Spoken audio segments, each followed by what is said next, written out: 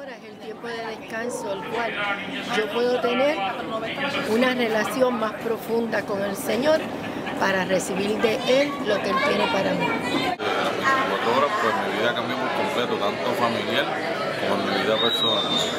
Dios se ha manifestado de una manera poderosa y nos ha dado unas bendiciones.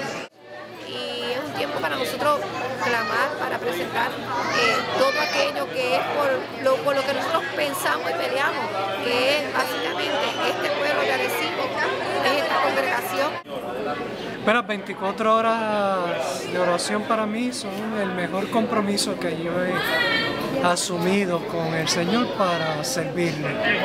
Lo máximo que yo he hecho, que es dedicar ese tiempo a buscar el propósito de Dios para la iglesia. Puedo decir que de ahí he aprendido a extender las oraciones y conocer al Padre. Y para mí eso se trata 24 horas. Tanto pues es una batalla que clamamos por los nuestros, pero todo lo bueno que el Señor me ha dado, me lo da.